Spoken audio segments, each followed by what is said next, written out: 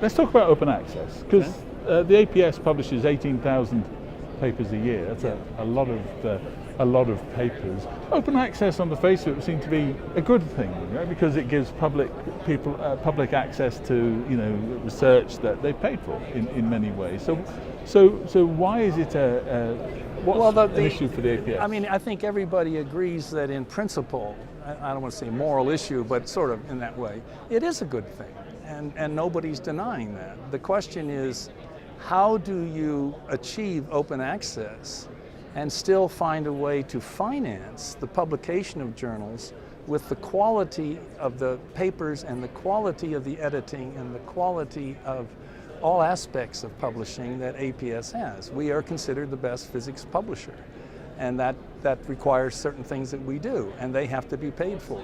So the question is, how do you reconcile the need to pay for this with the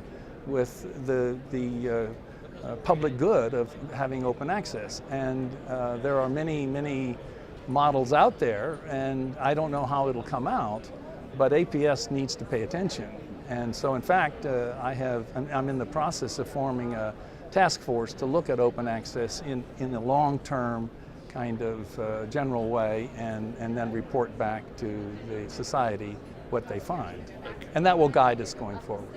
Finally, one last question. When we sat here last year, all we were talking about was the sequester. Everybody kept talking about funding the sequester, and people were worried about funding for, let's call it basic level physics and science. Where do you think we are now?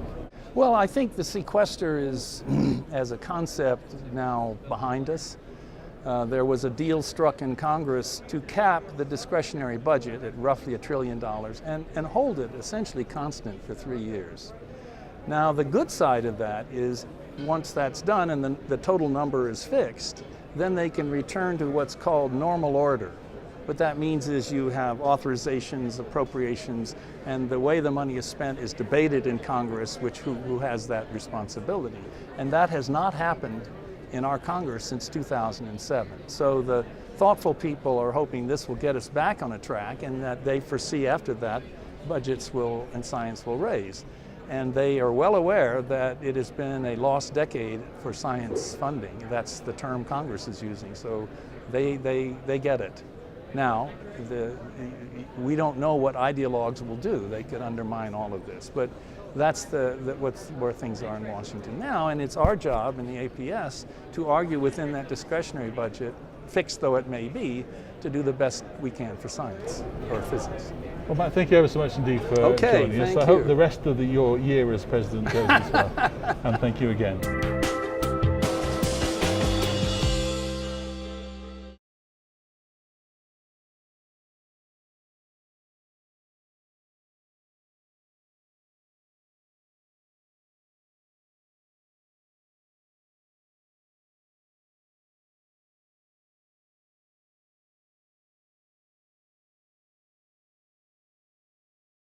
So it's your turn next, and we want to find out, what are you most looking forward to at this year's conference?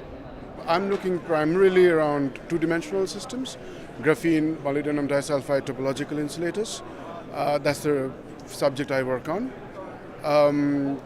And the excitation is about a number of people. All my collaborators and friends are here, so it's a very interesting time to catch up. It's very exciting, like every new topics discussed here, and I'm actually entering into a new research field. I feel I'm learning a lot through this conference here because I can see a lot of new things going on, and it's easier to search by myself on the internet while I can learn here all together at once. Well, I'm actually interested in looking at topological insulators, and my field is superconductivity, so I'll be interested in that. Particularly at the intersection of nanotechnology. You will find that what people are up to and what field are going heading toward, which direction, meeting new people, get new connections, and those things. Finding your future job. I'm an experimentalist, experimental condensed matter physics physicist, and One thing is that the APS is really the melting point for all the new physics, and especially in the area of condensed matter. The other thing that interests me a lot is the exhibition hall, because that's where a lot of the new features are seen, experimental capabilities. So I guess these are the two things that I'm most excited about.